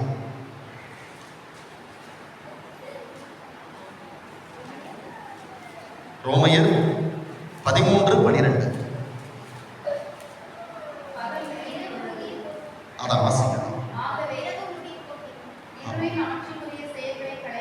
இருளின் ஆட்சிக்குரிய செயல்களை களைந்துவிட்டு, இந்த வார்த்தை தான் அவர் வாழ்க்கையை மாற்றி. ஒரு நாள் ஒரு பார்க்கில் உட்கார்ந்துருக்கிறார், கோயில் பக்கத்தில் இருக்கிற பார்க்கில். அங்கே திருப்பலியில் இந்த வார்த்தை வாசிக்கப்படுகிறது. வார்த்தை கேட்கிறார், திரும்ப உள்ளத்துக்குள்ளே எடுத்து வாசின்னு தூண்டுதல் விடுகிறார். உடனே விவிலியத்தை கொண்டு வந்து எடுத்து இந்த வார்த்தையை வாசிக்கிறார். இருளின் ஆட்சிக்குரியவற்றை களைந்துவிட்டு ஒளியின் ஆட்சிக்குரிய படைக்கலங்களை அணிந்து கொள்ளுங்கள் என்கிற வார்த்தை அவர் வாழ்க்கையை புரட்டி போடுகிறார். அதுக்கப்புறம் அவர் பாவசங்கத்தினம் பெற்று குருவாக மாறுவதற்காக படிக்க சென்று குருவானவராக மாறி இறையியல் வல்லுநராக மாறி திருச்சபையில் இன்றைக்கு ஒரு மிகப்பெரிய இடத்தில் அமர்ந்திருக்கிறார். இப்படி நிறைய பேருடைய வாழ்க்கை மாற்றப்பட்டது. அடுத்து வனத்தந்தோணியார் கேள்விப்பட்டது தானே, நமக்கு தெரிஞ்சதில் இந்த அந்தோணியார் தான். இவரை விட பெரிய அந்தோணியார் அவர் தான். அவரை தான் பெரிய அந்தோணியார் சொல்லுவாங்க. ஒரு மிகப்பெரிய பணக்காரர். அவருக்கு போது ஒரு நாள் நற்செய்தி வாசகம், திருப்பலியில் வாசிக்கப்படுகிற நற்செய்தி வாசகம் அவருடைய உள்ளத்தை தூண்டுகிறது. மார்க்க நற்செய்தி 10:21 இயேசு சொல்லுகிற அந்த வார்த்தை, உனக்குள்ளதை எல்லாம் விற்று ஏழைகளுக்கு கொடுத்து விட்டு என்னை பின்பற்றி வா அப்படிங்கிற வார்த்தை. மனுஷன் போய் தான் இருக்கிற அத்தனை சொத்து பத்தை விற்று ஏழை எல்லாருக்கும் கொடுத்துட்டு ஒண்ணுமே இல்லாம காட்டுக்கு போய் தவம் இருக்க செல்கிறார். தவம் இருந்து தன் வாழ்க்கையை மாற்றி ஒரு மிகப்பெரிய புனிதராக மாறுகிறார் வனத்தந்தோணியார். மூன்றாவது நமக்கெல்லாம் ரொம்ப பழக்கமான மனிதர் சவேரியார். இன்றைக்கு நாமெல்லாம் கிறிஸ்தவங்களா இருக்கிறோம்னா சவேரியார் தான் காரணம். தன்னுடைய வாழ்க்கையில ஒரு பெரிய பேராசிரியராக மாறி அந்த காலேஜிலேயே அந்த யூனிவர்சிட்டியிலேயே மிகப்பெரிய ஒரு மனிதராக மாறணும்னு நினைச்சுக்கிட்டு இருக்கிறார். ஆனால் இஞ்ஞாசியார் அவரிடத்தில் சொல்லுகிற ஒரு இறை வார்த்தை, என்ன இறை வார்த்தை? ஒருவன் உலகமெல்லாம் தனதாக்கி கொண்டாலும் தன் ஆன்மாவை இழந்து விட்டால் என்ன பயன்? இந்த வார்த்தை அவர் உள்ளத்தை குத்துகிறது, குத்தி கிழிக்கிறது. என் வாழ்க்கையை நான் இழந்துட்டவனை ஆன்மாவை இழந்த என்ன பயன் யோசிக்கிறார். தன்னுடைய வாழ்க்கையை அப்படியே மாற்றிக்கொண்டு இயேசுவின் சீடராக மாறி இந்தியாவுக்கு வந்து நற்செய்தி அறிவிக்கிறார். அன்புக்குரியவர்களே, இப்படி பல பேருடைய வாழ்க்கையை மாற்றி இருக்கிறது இறை வார்த்தை. இன்றைக்கு நான் இறை வார்த்தையை பற்றிய அறிவோடு இருக்கிற போது, இறை வார்த்தையினுடைய ஆற்றலை அதனுடைய முக்கியத்துவத்தை அறிந்திருக்கிற போது என் வாழ்க்கையிலும் இது மாற்றத்தை ஏற்படுத்தும். அப்ப மாற்றத்தை ஏற்படுத்தணும்னா நான் என்ன செய்யணும்? கண்டிப்பாக நமக்கு கொடுக்கப்பட்டிருக்கிற மிகப்பெரிய வாய்ப்பு இந்த திருப்பலி. திருப்பலியில் ஒவ்வொரு நாளுமே நமக்கு இறை வார்த்தை வாசிக்கப்படுகிறது, இறை வார்த்தை உடைக்கப்படுகிறது, இறை வார்த்தைக்கான விளக்கம் கொடுக்கப்படுகிறது. இன்றைக்கு நாம் எந்த அளவுக்கு அதை கவனிக்கிறோம்? அப்படிதான் ஒரு தடவை நகைச்சுவையாக சொல்லுவாங்க. ஒரு திருவிழாவில் பங்குசாமியார் ஒவ்வொரு நாளுமே பிரசங்கத்துக்கு கூப்பிட்டுருந்தார். ஒரு ஃபாதர் வந்து ஒரு நாள் பிரசங்கம் வச்சுக்கிட்டு இருக்கிறார். முன்னாடி ஒரு பாட்டி உட்காந்து ரொம்ப ஆர்வமாக தலையை ஆட்டிக்கிட்டே இருக்காங்க. கொஞ்ச நேரம் கழிச்சு அழ ஆரம்பிச்சிட்டாங்க அந்த பாட்டி. இவருக்கு ஃபாதருக்கு ரொம்ப சந்தோஷம் உள்ளுக்குள்ள, ஆஹா நம்முடைய இறை வார்த்தை இந்த பாட்டியை குத்தி கிழிச்சிருக்கு. நம்ம இறை வார்த்தையை நாம விளக்கம் கொடுத்து மறைவுரை ஆற்றுவது இந்த பாட்டியினுடைய வாழ்க்கையில பெரிய மனமாற்றத்தை கொண்டு வந்திருக்கு. அந்த பாட்டி அப்படியே அழுதுகிட்டு இருக்காங்க அப்படின்னு திருப்பலிலாம் முடிஞ்சதுக்கு அப்புறம் அந்த பாட்டியை கூப்பிட்டு, பாட்டி நான் வச்ச பிரசங்கம் இறை வார்த்தை அந்த அளவுக்கு உங்க உள்ளத்தையே மாற்றுற அளவுக்கு இருந்திருக்கு, நீங்க கண்ணீர் வடிச்சீங்களே அப்படின்னு கேட்கிறார். உடனே இந்த பாட்டி சொல்லிச்சு, அட பங்கசாமி, நான் எங்க உங்களை கவனிச்சேன், உங்க தாடியே தான் பார்த்துக்கிட்டு இருந்தேன். நீளமா தாடி வச்சிருந்தார். ஏன்னா நான் ஒரு ஆடு வளர்த்தேன், அந்த ஆட்டுக்கு அப்படிதான் பெரிய தாடி இருந்துச்சு. அந்த ஆடு செத்து போச்சு போன மாசம். உங்க தாடியை பார்க்குறப்பெல்லாம் என் ஆட்டு தாடியை பார்த்த மாதிரியே இருந்துச்சு, அதனாலதான் பார்த்து கண்ணீர் வடிச்சுக்கிட்டு இருந்தேன் அப்படின்னு. இதுக்கு பல நேரத்துல இறைவார்த்தை உடைக்கப்படுகிற போது, விளக்கம் கொடுக்கப்படுகிற போது நம்முடைய கவனம் இப்படித்தான், இந்த காதலை வாங்கி இந்த காதலை விட்டுறோம். 2 வாரத்துக்கு முன்னாடி சொன்னதை இப்ப கேட்டோம்னா நீங்க சொன்னீங்களா அப்படிங்கிற மாதிரி நீங்க பாக்குறீங்க. அப்படிதானே? இப்படிதான் இங்கேயும் பார்க்க அங்கேயும் பார்க்க. இறைவார்த்தை நம்ம உள்ளக்குள்ள போக மாட்டேங்குது. ஏன்னா நாம காது கொடுத்து கேட்கறது கிடையாது. இயேசு ஒவ்வொரு நேரம் சொல்லுவார், சொல்லிட்டு கடைசியா முடிப்பார். என்ன சொல்வார்? கேட்க செவியுள்ளவன் கேட்கட்டும்.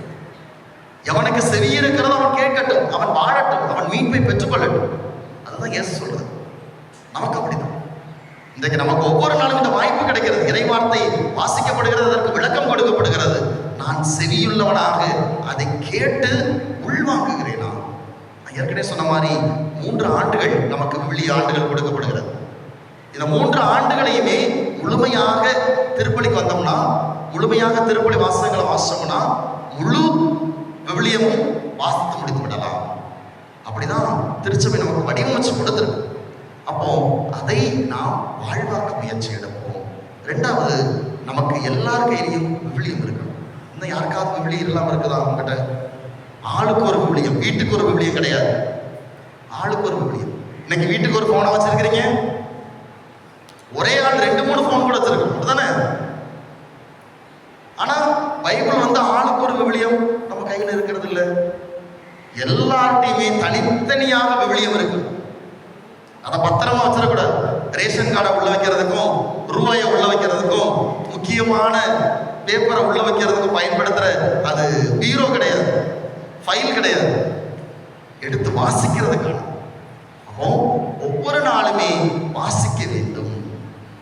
அதை எப்படி வாசிக்கணும்? சும்மா என்னைக்காவது ஒரு நாள் ஏதாவது ஒரு பக்கத்தை எடுத்து மன திருப்திக்காக வாசிக்கிற மாதிரி வாசிக்க கூடாது. செய்வோம் தெரியுமா? அப்படி திறக்கிறது, திறந்தோட என்ன பகுதி வருதோ அதை எடுத்து வாசிச்சுட்டு அதனால மூடி வச்சிரு. அப்படிதான் சொல்லுவாங்க.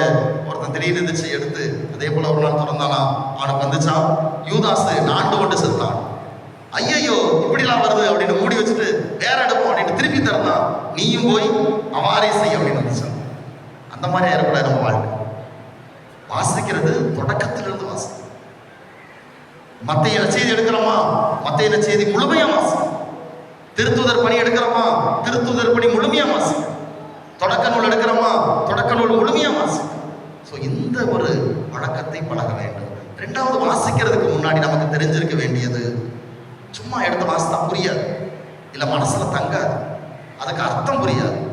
முதல்ல ஒரு புத்தகத்தை எடுக்கிறோம்னா இந்த புத்தகம் யாருக்கு எழுதப்பட்டது, எந்த மக்களுக்கு எழுதப்பட்டது, எந்த சூழ்நிலையில் எழுதப்பட்டது, இது நமக்கு தெரிஞ்சிருக்கணும். எந்த பின்னணியில் எழுதப்பட்டது, இது தெரிஞ்சாதான் இன்னைக்கு எனக்கு என்ன செய்தி அது தருகிறது அப்படிங்கிறத நம்மளால புரிந்து கொள்ள முடியும்.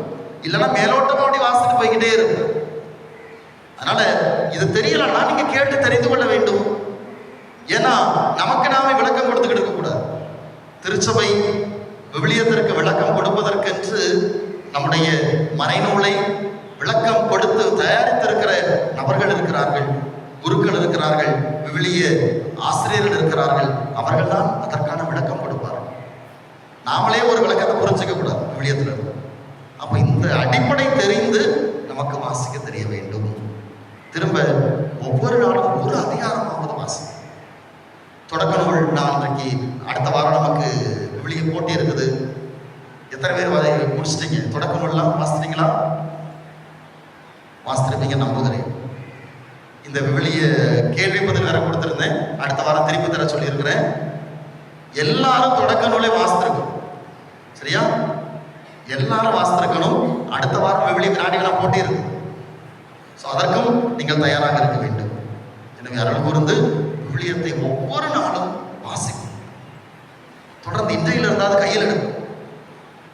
இப்போ தொடக்க நூல் கொடுத்துருக்கோமா, இதை தொடர்ந்து வாசிக்காங்க, வாசித்து அதை வாழ்வாக்க வேண்டும்.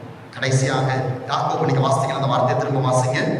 நீங்கள் இறை வார்த்தையை கேட்கிறவர்களாக மட்டும் இராமல் அதை கடைபிடிக்கிறவர்களாகவும் இருங்கள் என்று யாக்கோபு தன்னுடைய திருமுகத்திலே சுட்டி காட்டுகிறார். அப்ப நம்முடைய வாழ்க்கை கேட்கிறவர்களாக மட்டும் இல்லாமல் கடைபிடிக்கிறவர்களாக நம்முடைய வாழ்க்கை இருக்க வேண்டும். எனவே அதற்கான வரத்தை இந்த வழியிலே நாம் சிறப்பாக மன்றாடுவோம். யாக்கோபு 1:22, சரியா? அதை எடுத்து நாம் வாழ்வாக்கி திருப்பலியில் மட்டுமல்ல வீட்டிலும் விவிலியத்தை வாசிக்க வேண்டும். ஆலயத்திற்கு வருகிற போது விவிலியத்தை எடுத்து வர வேண்டும். நமக்கு முன்னாடி தான் ஒரு கோயில் இருக்கு தானே, நம்முடைய பிரிந்த சகோதரர்கள். அங்கே யாராவது கையில் பைபிள் இல்லாமல் போகிறத பார்த்துருக்கலாம்? யாராவது கையில் பைபிள் இல்லாமல் பார்த்தேன்? ஒரு நாள் நான் நினைக்கிறேன் எல்லாத்தையும் அப்படி கூட்டிகிட்டு அந்த கோயிலுக்கு போயிடலான்னு பாருங்க. அங்கே வழிபாடு நடக்கிற பாருங்க, அந்த மக்களை பாருங்க, விவிலியம் இல்லாமல் யாராவது ஒருத்தர் இருக்காங்களான்னு பாருங்கன்னு காட்டணும்னு நினைக்கிறேன். நம்ம கத்தோலிக்கர்கள் தான் ரொம்ப சோம்பேறியாக மாறிக்கிட்டோம். விவிலியத்தை கையில் எடுக்க நமக்கு அவ்வளவு சோம்பேறித்தனம், இறை வார்த்தையை வாசிக்க அவ்வளவு சோம்பேறித்தனம். இது எல்லாம் மாற்றப்பட வேண்டும். விவிலியனுடைய வாழ்வாக மாற வேண்டும், நம்முடைய மையமாக மாற வேண்டும். அப்படி மாறுகிற போது கடவுளுடைய வார்த்தை நம் வாழ்க்கைக்கு கற்றுக் கொடுக்கிறது, நம்மை சீராக்குகிறது, நம்மை கண்டிக்கிறது, நேர்மையாக வாழ பயிற்றுவிக்கிறது. எனவே அத்தகைய வரத்தை இந்த திருப்பணியில் தொடர்ந்து மன்றாடுவோம். இறைவன் நம்மை ஆசீர்வதிப்பார். அனைவரும் எழுந்து நின்று நம்முடைய நம்பிக்கை அறிக்கையிடுவோம்.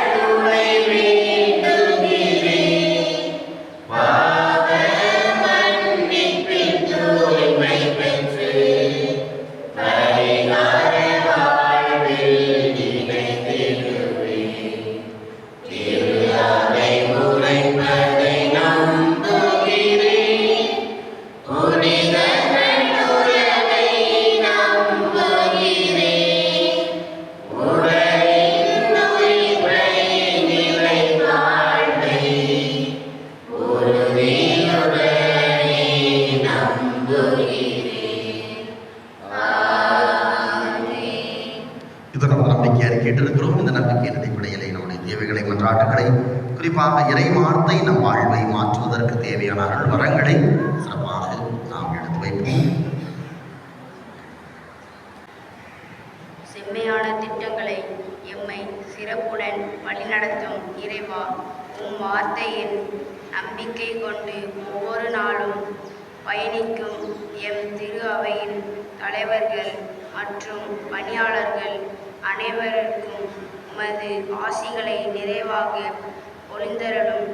அவர்கள் தங்களுக்கு அடுத்திருப்போர்க்கு கொடுக்கும் மாண்பு, மரியாதை, உதவி, ஒத்துழைப்பு ஆகியவற்றில் தரமுயர்ந்து அவை இறையாட்சியின் மக்களாக விளங்க வேண்டுமென்று உம்மை மன்றாடுகிறோம். ஆண்டவரே, எங்கள் மன்றாட்டை கேட்டருளும்.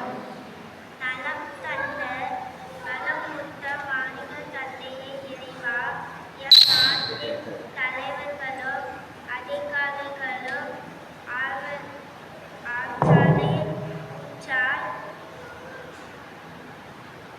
நீங்களோ உன் வார்த்தையில் நம்பிக்கை கொண்டு நாங்கள் நலமும் வளமும் பெற்று வாழ நாங்கள் உணர்த்திட முன்வர வேண்டும் என்று உண்மை மன்றாகிறோம். ஆண்டவரே, எங்கள் மன்றாட்டை கேட்டருளும்.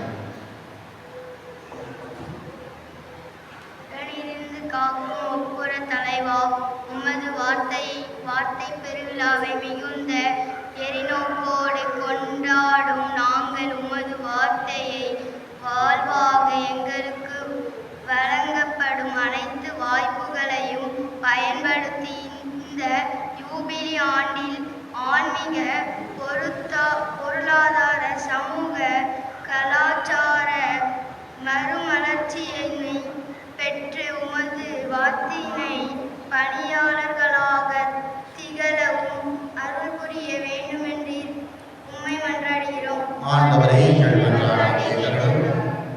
உண்மதியுடன் வாழ தூண்டும் மூவோரே இறைவா, கண்டிப்பதற்கும் கற்பிப்பதற்கும் சீராக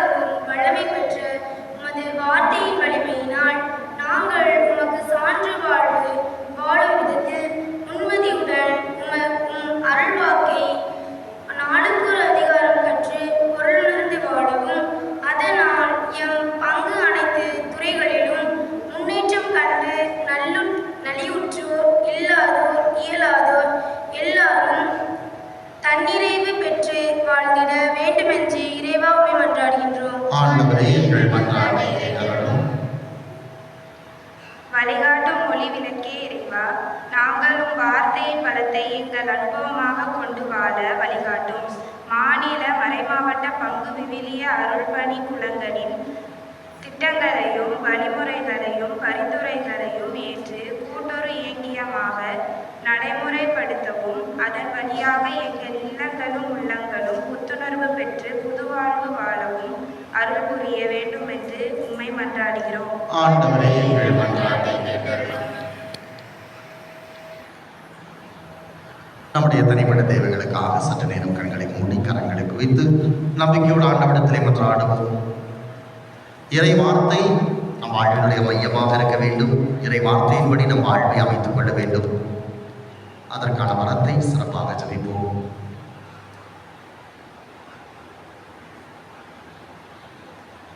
வருகின்ற 14ஆம் தேதி தன் பிறந்த நாளை கொண்டாடுகிற ஸ்கார்லின் செலினா என்னும் குழந்தைக்காக சிறப்பாக ஜெபிப்போம். கடவுள் நல்ல உடலுள்ள சுகத்தை தந்து ஆசீர்வதிக்க வேண்டும் என்று, அவருடைய குடும்பத்தை ஆசீர்வதிக்க வேண்டும் என்றும் சிறப்பாக வேண்டிக் கொள்வோம்.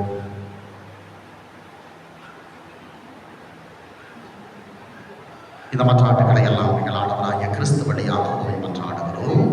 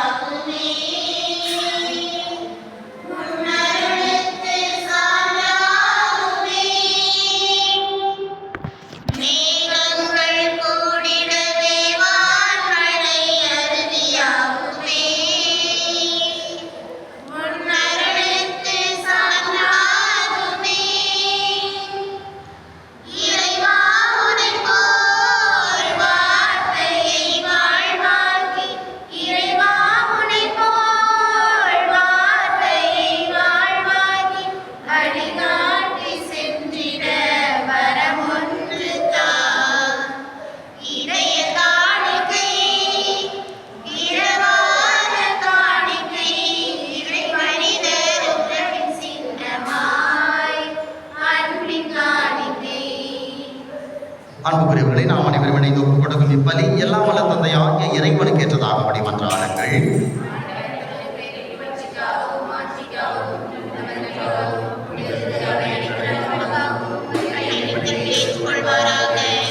ஆண்டவரே, நாங்கள் ஒப்புக் கொடுக்கும் இப்பலியின் காணிக்கைகளோடு நம்பிக்கையாளரின் வேண்டல்களையும் ஏற்றருளும்.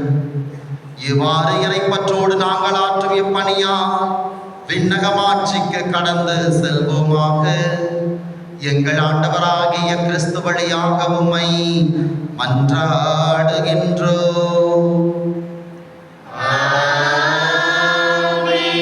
ஆண்டவர் உங்களோடு இருப்பாராக.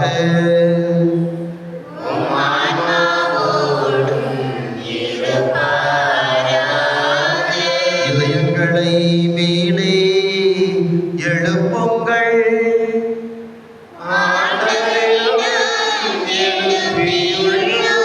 நம் இறைவனாகிய ஆண்டவருக்கு நன்றி கூறுவோம்.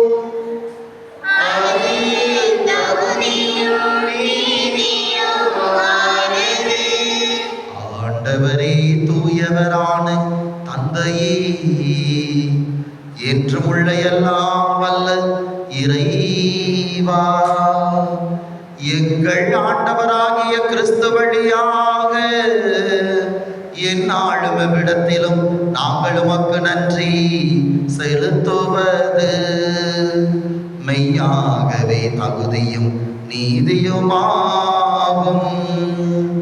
எங்கள் கடமையும் மீட்புக்குரிய செயலுமாகும்.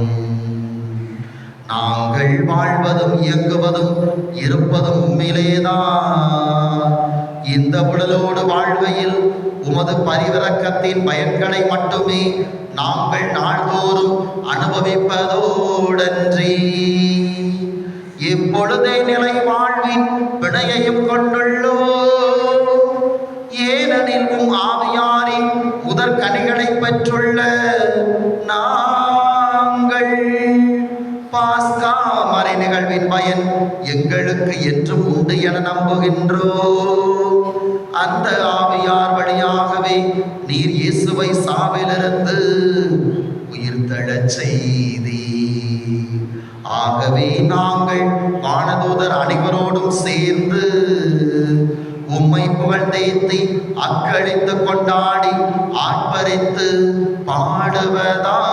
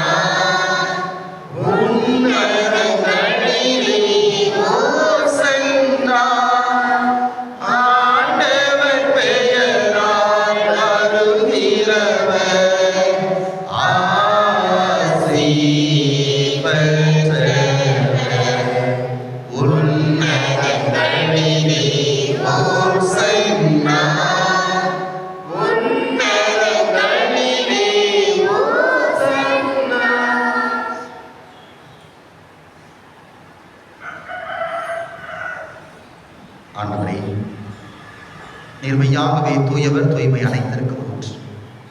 ஆகவே உடைய தூய ஆவியை பொழிந்து இக்காணிக்கைகளை தூய்மைப்படுத்த உண்மை வேண்டுகிறோம். வாரும் எங்கள் ஆண்டவர் இயேசு கிறிஸ்துவின் உடலும் இரத்தமுமாக எங்களுக்கு இவை மாறுபடவாகும். அவர் பாடுபட உளம் கனிந்து தம்மை கையளித்த போது அப்பத்தை எடுத்து நன்றி செலுத்தி அதை பெற்று தம் சீடர்களுக்கு அளித்து அவர் கூறியதாவது: அனைவரும் இதிலிருந்து பெற்று கொள்ளுங்கள், ஏனெனில் இது உங்களுக்காக கையளிக்கப்படும் என் உடல்.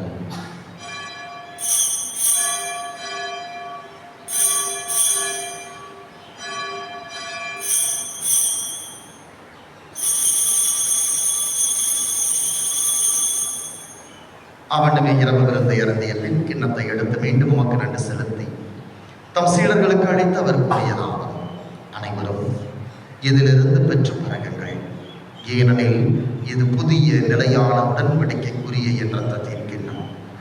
இது பாவ மன்னிப்புக்கென்று உங்களுக்காகவும் பலருக்காகவும் சிந்தப்படும். இதை என் நினைவாக செய்யுங்கள்.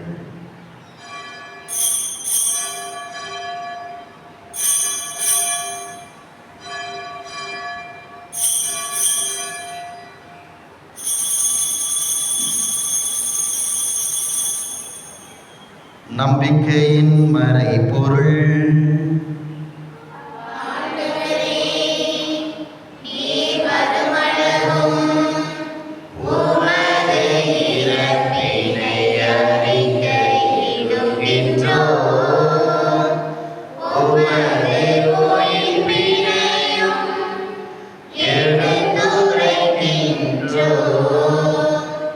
ஆகவே ஆண்டவரே, நாங்கள் கிறிஸ்துவின் இறப்பினையும் உயிர்ப்பினையும் நினைவு கூர்ந்து வாழ்வதற்கு அப்பத்தையும் மீட்பளிக்கும் கிண்ணத்தையும் உமக்கு ஒப்புக் கொடுக்கிறோம். திருமுன்னின்று உமக்கு ஊழியமுரிய தகுந்தவர்கள் எங்களை ஏற்றுக்கொண்டு எனவே உமக்கு நன்றி செலுத்துகிறோம். மேலும் கிறிஸ்துவின் உடலிலும் இரத்தத்திலும் பங்கு கொள்ளும் எங்களை தூய ஆவியார் கொண்டு சேர்க்க வேண்டும் என உம்மை தாழ்மையுடன் மன்றாடுகிறோம். ஆண்டவரே, உலகம் பரவி இருக்கும் அது திரு அவை நினைவு கூர்ந்தருளும்.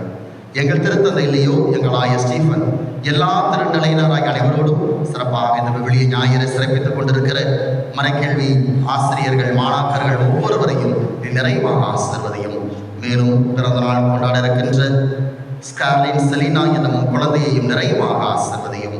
எங்கள் அனைவரையும் உமது திரு அவையின் அன்பில் நிறைவு பெறச் செய்திடும். மேலும் உயர்த்தெழுவது நோக்குடன் துயில் கொள்ளும் எங்கள் சகோதர சகோதரிகளையும் இறந்தோர் அனைவரையும் இரக்கத்துடன் நினைவு கூர்ந்து திருமுக ஒளியில் ஏற்றிடும். எங்கள் அனைவர் மீதும் இரக்கமாயிரும். கடவுளின் கன்னித்தாயான மாட்சிமிக்க மரியாள், எங்கள் பாதுகாவலில் ஊர்த அன்னை, அவருடைய கணவரும் எங்கள் பங்கின் பாதுகாவலருமான தந்தை வளனார், புனித திருத்தூதர்கள், இவ்வுலகில் உகந்தவராய் இருந்தோராகிய புனிதர் அனைவருடனும் நாங்கள் நிலை வாழ்வில் பங்கு கொள்ளும் தகுதி பெற்று திருமகன் இயேசு கிறிஸ்து வழியாக உம்மை புகழ்ந்தேத்து மரமருள உம்மை மன்றாடுகிறோம்.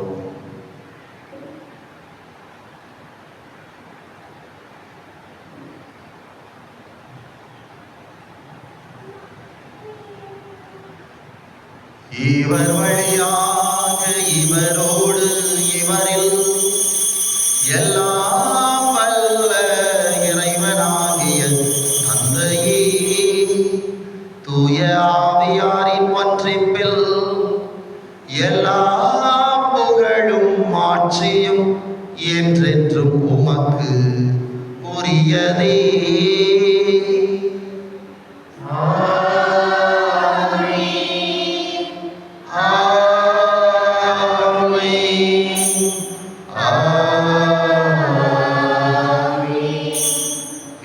கட்டளையால் கற்பிக்கப்பட்டு இறை படிப்படையால் பயிற்சி பெற்ற நாம் துணிந்து பாடுவோம்.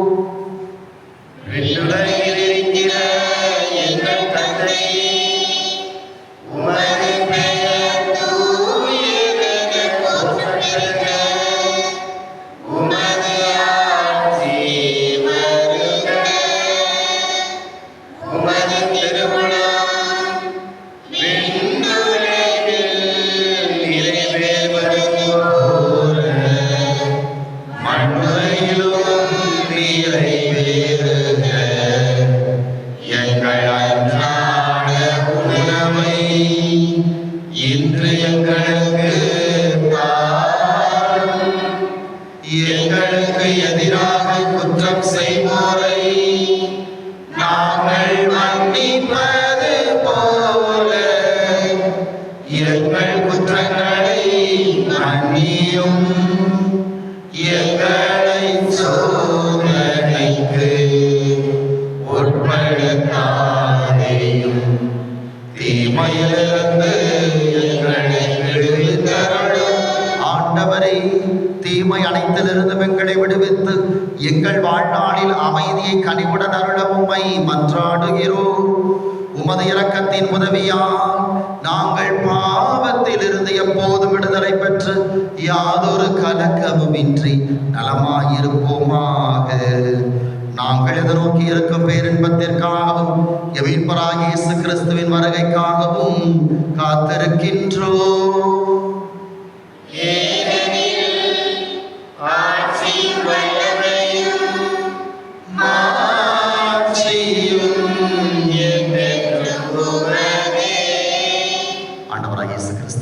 அமைதி உங்களுக்கு விட்டு செல்கிறேன், என் அமைதியை உங்களுக்கு அளிக்கிறேன் என்று திருத்தூதர்களுக்கு மொழிந்தீரே. எங்கள் பாவங்களை பாராமல் உமது திரு அவை மீது கொண்டிருக்கின்ற நம்பிக்கையை கண்ணோக்கி உமது திருவுளத்திற்கேற்ப அதற்கு அமைதியை ஒற்றுமையும் அளித்தருள்வீராக. என்றென்றும் வாழ்ந்து ஆட்சி செய்கின்றவர் நீரே. ஆண்டவருடைய அமைதி உங்களோடு என்றும் இருப்பதாக.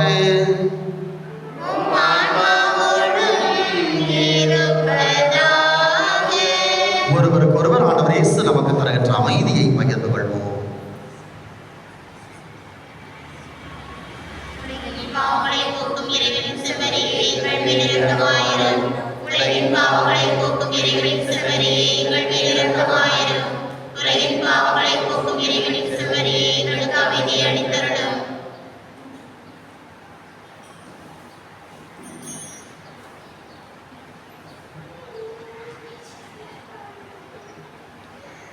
இதோ இறைவனின் சமரி, உலகின் பாவங்களை போக்குகிறது. ஆண்டவரை, வாழ்வதர் வார்த்தைகள் உம்மிடம் தானே உள்ளன என்ற பேதருடைய வார்த்தைக்கு சொந்தமானவர். செம்மறியின் விருந்திற்கு அழைக்கப்பட்ட நாம் பேறு பெற்றோர். ஆண்டவரே,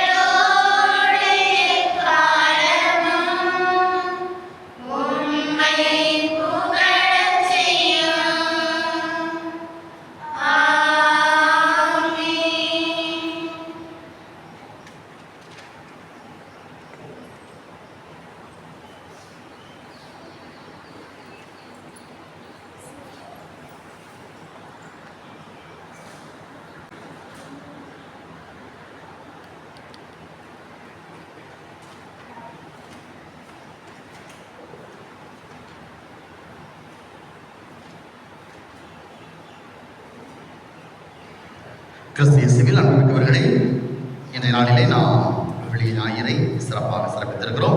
எனவே அனைவருக்கும் விவிலிய ஞாயிறு வாழ்த்துக்களை தெரிவித்துக் கொள்கின்றேன். அன்புகளே, இன்றைய நாளிலே விவிலிய ஞாயிறை மிகச் சிறப்பாக நம்முடைய மறைக்கேள்வி மாணாக்கர்கள், ஆசிரியர்கள் சிறப்பித்திருக்கிறார்கள்.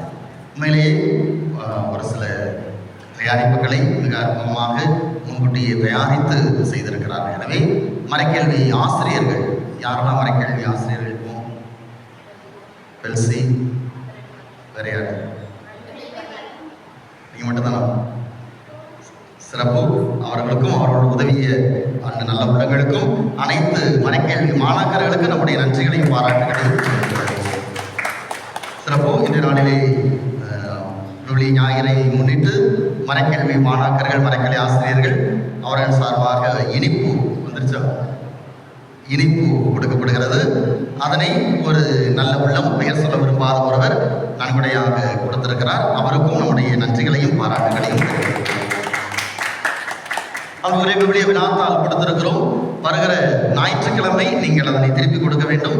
எனவே அருள் கூர்ந்து வேகமாக அதனை நிரப்ப உங்களை அன்போடு கேட்டுக்கொள்கிறேன். அதே போல் விவிலிய வினாடி வினா அடுத்த ஞாயிற்றுக்கிழமை நமக்கு நடைபெறும். எனவே எந்த நேரத்தில் வச்சுக்கலாம்? அடுத்த வாரம் மாலை 6:30 மணிக்கு ஞாயிறு திருப்பலி 7:30 முடிந்தவுடன் விவிலிய வினாடி வினா நமக்கு தொடங்கும். எனவே அதற்கேற்ப தயாரிப்போடு வர உங்களை அன்போடு கேட்டுக்கொள்கிறேன். எத்தனை குழுக்களா இதுவரைக்கும் நீங்க ரெடி பண்ணிட்டீங்களா? எப்படி? 3 குழுக்கள். அந்த பெயர்களையும் அருள் கூர்ந்து எனக்கு அனுப்பி வைக்க, எந்தெந்த குழுவில் யார் யார் இருக்கிறீங்க அப்படின்னு பெயர்களையும் அனுப்பி வைக்க உங்களை அன்போடு கேட்டுக்கொள்கிறேன். அந்த 3 குழுக்களுக்கும் நம்முடைய 3 அன்பியங்களாக நாம் பிரிப்பதாக நாம் முடிவெடுத்திருக்கிறோம். இந்த 3 அன்பியங்களுக்கும் பெயர் வைக்கப்பட்டிருக்கிறது. நீங்க குடும்பத்தையே பார்த்தீங்கன்னா அதுல தெரியும். 3 பெயர் நானாகவே ஒரு சின்ன ஒரு உந்துதல்ல நானே 3 பெயர்களை முன்வைத்தேன். எல்லாமே புனிதைகளது பெயர்களாக இருந்தால் நன்றாக இருக்கும் என்று யோசித்தேன். அதுல ஒன்று கண்டிப்பாக நம்முடைய பாதுகாவலி லூர்து அன்னை அன்பியம், ஒரு அன்பியத்துக்கு பேரு. 2வது நம்முடைய புதிய மறை மாவட்டத்திற்கு 2 பாதுகாவலர்களை நாம் பரிந்துரைத்திருக்கிறோம். ஒருவர் தோமையார், இன்னொருவர் பிரகாசியம்மாள். எனவே பிரகாசியம்மாள் அன்பியம், ஒரு அன்பியத்திற்கு பெயர் பிரகாசியம்மாள் அன்பியமாக இருக்கும். 3வது நம்முடைய இந்திய நாட்டினுடைய புனிதையாக நம்மால் வணங்கப்படுகிற அன்னை தெரசா, புனிதை அன்னை தெரசா. ஆக இந்த 3 பெயர்கள். ஆனா எந்த அன்பியத்துக்கு என்ன பெயர்னு நம்ம குழுக்கள் முறையில போட்டு யாருக்கு என்ன பெயர் வருகிறதோ அந்த பெயர் அந்த அன்பியத்தின் பெயராக இருக்கும். லூர்து அன்னை அன்பியம், பிரகாசியம்மாள் அன்பியம், அன்னை தெரசா அன்பியம், இந்த 3 பெயர்களும் நமக்கு தரப்படும். எனவே அந்த 3 குழுக்களுக்குமே அந்த நேரத்தில் கூட நாம குழுக்கள் போட்டு யாருக்கு என்ன பெயர் வருதோ அந்த அன்பியத்துக்கு அந்த பெயராக நாம முடிவெடுத்துக் கொள்ளலாம். எனவே விவிலிய வினாடி வினாவுக்கு தயாராக இருக்கவும். விவிலிய வினாடி வினா நமக்கு டிஜிட்டல் முறையில் இருக்கும். ஏற்கனவே போனவங்களுக்கு தெரியும், நம்முடைய மறை மாவட்டத்தில் நடந்த அந்த போட்டிக்கு போனவங்களுக்கு தெரியும். ப்ரொஜெக்டர்ல நாம் போட்டு அந்த கேள்வி பதில்கள் எல்லாமே அதில் வரிசையாக நாம் அதற்கேற்ப நாம் செய்வோம். எனவே அதற்கு தயாரிப்போடு வர உங்களை அன்போடு கேட்டுக்கொள்கின்றேன். நன்றி மன்னனுக்காக. இன்னும் குடும்ப அட்டைக்கு தராதவர்கள், அந்த கொடுக்கப்பட்ட படிவத்தை நிரப்பி தராதவர்கள் அருள் கூர்ந்து கொடுத்து விடுங்கள். இதுவரைக்கும் நிரப்பப்பட்ட அத்தனை குடும்ப அட்டையுமே நம்முடைய நிர்வாகத்தை பொருள் இருக்கீங்களா உங்க கையில் தரப்படும். எனக்கு ஒரு வாரத்திற்குள் ஒவ்வொரு குடும்ப அட்டையிலும் அவர்களது வரி பாக்கி எவ்வளவு என்று அதில் குறிப்பிட்டு என்னிடத்தில் நீங்கள் சமர்ப்பிக்க வேண்டும். நான் குடும்ப அட்டையை ஒவ்வொரு குடும்பத்தாருக்கும் நான் கொடுப்பேன். எனவே நிர்வாகம் கொஞ்சம் உட்கார்ந்து குடும்ப அட்டை தருகிற குடும்ப அட்டைகள் எல்லாம் ஒவ்வொரு வரியாக பார்த்து எவ்வளவு வரி பாக்கி இருக்கிறது என்பதை அதில் எனக்கு குறிப்பிட்டு தாருங்கள். அதற்கேற்ப நான் அந்த குடும்ப அட்டையிலே அதை குறித்து நான் குடும்ப அட்டை ஒவ்வொருவருக்கும் கொடுக்க வசதியாக இருக்கும். எனவே நிர்வாகத்தார் அதற்குரிய ஒத்துழைப்பை கொடுக்க உங்களை அன்போடு கேட்டுக்கொள்கிறேன். நன்றி கூறி மன்றாடுவோம். ஆண்டவரே, மாண்புக்குரிய உம்மை பணிவுடன் வேண்டுகின்றோம். அதனால் புனிதமிக்க உடலாலும் இரத்தத்தாலும் எங்களுக்கு உணவு அளிப்பது போல எங்களை அவரது இறை இயல்பிலும் பங்கு பெற செய்வீராக. எங்கள் ஆண்டவராகிய கிறிஸ்து வழியாக உம்மை மன்றாடுகின்றோம். ஆண்டவர் உங்களோடு இருப்பாராக.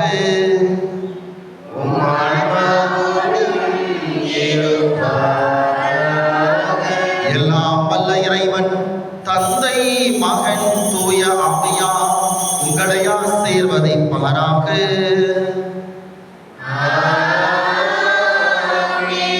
இறை வார்த்தையை வாழ்வாக்கு சென்று வாருங்கள். கடவுள் நம்மோடு. இறைவன்